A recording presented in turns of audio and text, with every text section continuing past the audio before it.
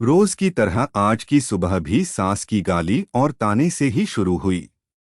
नीलम रोज रोज के झगड़े से तंग आ चुकी थी, लेकिन वह और कर भी क्या सकती थी। उसे तो सुनना था। वह चुपचाप सास-ससुर और पड़ोसियों के ताने सुनती और रोती। नीलम की शादी रवि के साथ 6 साल पहले हुई थी। इन 6 सालों में जिन लोगों की शादी हुई थी, वे 1 से 2 बच्चे के माँ बाप बन गए थे। लेकिन नीलम अभी तक मां नहीं बन पाई थी। इसके चलते उसे बांझ जैसी उपाधि मिल गई थी। राह चलती औरतें भी नीलम को तरह तरह के ताने देती और बांझ कहकर चिढ़ाती। नीलम को यह सब बहुत खराब लगता, लेकिन वह किस किस का मुंह बंद करती। आखिर वे लोग भी तो ठीक ही कहते हैं। नीलम सोचती, मैं क्या करूं? अपना इलाज तो करा रही हूं। डॉक्टर ने लगातार इलाज कराने को कहा है, जो मैं कर रही हूं। लेकिन जो मेरे वश में नहीं है, उसे मैं कैसे कर सकती हूँ। एक दिन पड़ोस का एक बच्चा खेलते खेलते नीलम के घर आ गया। बच्चे को देख नीलम ने उसे अपनी गोद में बिठा लिया और उसे प्यार से चूमने लगी। जब सास ने नीलम को दूसरे के बच्चे को चूमते हुए देखा, तो वह बिफर पड़ी। वह उसकी गोद से बच्चे को छीनते हुए बोली, कलमुही, बच्चा पैदा करने की तो ताकत है नहीं, दूसरों के बच्चों से अपना मन बहलाती है। अरे तू क्यों डालती है अपना मनहूस साया दूसरों के बच्चे पर?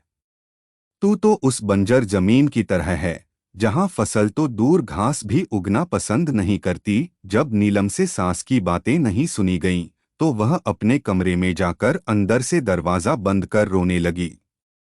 रात को रवि के आने पर नीलम ने रोते हुए सारी बात उसे बता दी और बोली, मैं बड़ी अभागिन हूँ।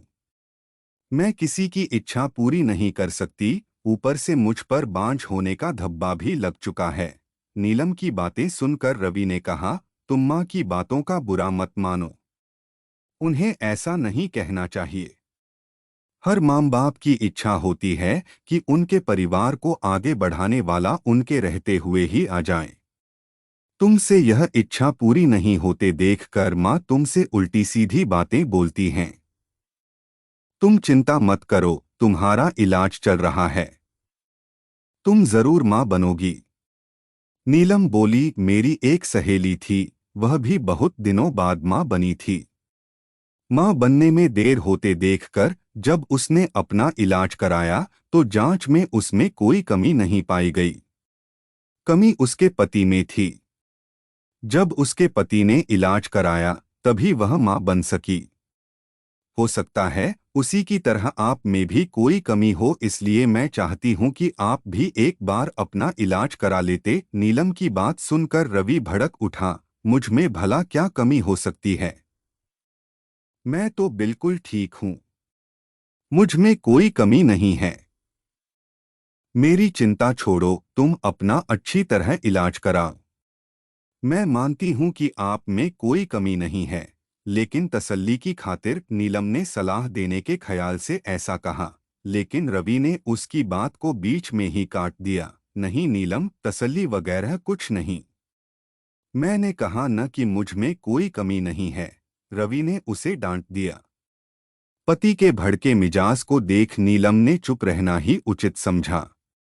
शहर के बड़े से बड़े डॉक्टर से उसका इलाज हुआ, फिर भी उसकी कोख सूनी ही रही। डॉक्टर ने जांच के दौरान उसमें कोई कमी नहीं पाई। देखो नीलम, रिपोर्ट देखने के बाद तुम में कोई कमी नजर नहीं आती। शायद तुम्हारे पति में कोई कमी होगी। तुम एक बार उसे भी इलाज कराने की सलाह दो, डॉक्टर ने उसे समझाया। अब नीलम को पूरा भरोसा हो गया था कि उसमें कोई कमी नहीं है। मां बनने के लिए कमी उसके पति में ही है, लेकिन उसे कौन समझाए? उसे रवि के गुस्से से भी डर लगता था। एक दिन किसी ने नीलम की सास को बताया कि पास ही गांव के मंदिर में एक बाबा रहते हैं, जिसकी दुआ से हर किसी का दुख दूर हो जाता है। सास ने यह बात अपने बेटे रवि को बता दी और नीलम को बाबा के पास भेजने को कहा। रात को रवि ने नीलम से कहा, कल तुम मंदिर चली जाना। ठीक है, मैं चली जाऊंगी, लेकिन मैं डॉक्टर के पास गई थी। डॉक्टर ने मुझ में कोई कमी नहीं बताई। इसलिए मैं चाहती हूं कि आप भी एक बार अपना। डरते डरते नीलम कह रही थी, लेकिन रवि ने उसकी बात को अनसुना कर दिया। नीलम, मैं कहीं नहीं जाऊंगा। तुम कल मंदिर में बाबा के पास चली जाना। ऐसा कहकर रवि सो गया। नीलम ने भी अपने माथे पर लगा बांझपन का धब्बा मिटाने के लिए बाबा के पास जाकर उनसे दुआ लेने की सोच ली। दूसरे दिन सवेरे नहा धोकर वह बाबा के पास चली गई। मंदिर में लगी भीड़ को देखकर उसे भरोसा हो गया कि वह भी बाबा की दुआ पाकर मां बन सकती है। नीलम बाबा के पैरों पर गिर पड़ी और कहने लगी, बाबा, मेरा दुख दूर करें। मैं 6 साल से बच्चे का मुंह देखने के लिए तड़प रही हूं। उठो बेटी, निराश मत हो, तुम्हें औलाद का सुख जरूर मिलेगा। लेकिन इसके लिए तुम्हें माहवारी होने के बाद यहाँ 4 दिनों तक रहकर लगातार पूजा करनी होगी। ठीक है बाबा, मैं जरूर आऊंगी। नीलम खुशी से घर गई। घर आकर उसने सारी बातें अपने पति को बताईं। मैं कहता था न कि जो काम दवा नहीं कर सकती, कभी कभी दुआ से हो जाती है। बाबा की दुआ पाकर अब तुम जरूर मां बनोगी, ऐसा मुझे भरोसा है।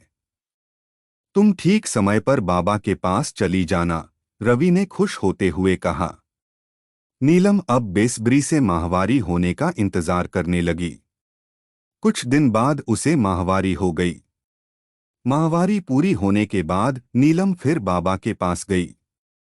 उसे देखते ही बाबा ने कहा, बेटी, जैसा कि मैंने तुम्हें पहले भी कहा था कि यहीं रहकर 4 दिनों तक लगातार पूजा करनी पड़ेगी, तभी तुम मां बन सकोगी। जी बाबा, मैं रहने के लिए तैयार हूँ, नीलम ने कहा। ठीक है, अभी तुम अंदर चली जाओ। रात से तुम्हारे लिए पूजा करनी शुरू करूंगा। अपनी चाल को कामयाब होते देख बाबा मन ही मन खुश होते हुए बोला। रात को बाबा ने नीलम से कहा, बेटी, इस पूजा के दौरान कोई भी देवता खुश होकर तुम्हें औलाद दे सकता है। इसके लिए तुम्हें सब कुछ चुपचाप सहन करना पड़ेगा, नहीं तो तुम कभी मां नहीं बन पाओगी। जी बाबा, मैं सब कुछ करने को तैयार हूँ।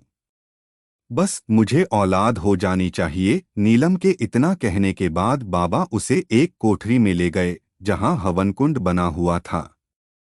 उसमें आग जल रही थी। बाबा ने उसे वहीं पर बिठा दिया और वह भी बैठकर जाप करने लगा। कुछ देर तक जाप करने के बाद बाबा ने कहा, नीलम, देवता मुझ में समा चुके हैं। वह तुम्हें औलाद का सुख देना चाहते हैं, इसलिए तुम चुपचाप अपने बदन के सारे कपड़े उतार दो और औलाद पाने के लिए मेरे पास आ जाओ। वह तुम्हें दुआ देना चाहते हैं।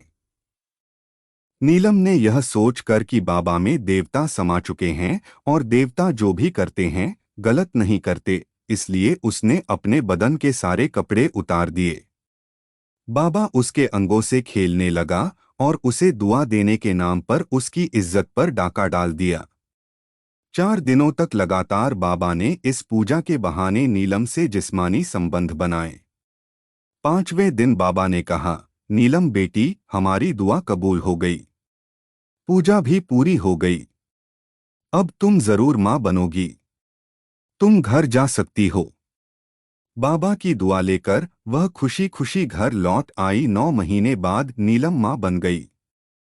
उसे बाबा की दुआ लग गई थी। उसके माथे से बांझपन का धब्बा मिट चुका था। घर के सारे लोग बहुत खुश थे। रवि को अब पूरा यकीन हो गया था कि उसमें भी बाप बनने की ताकत है, लेकिन सच्चाई से सभी अनजान थे।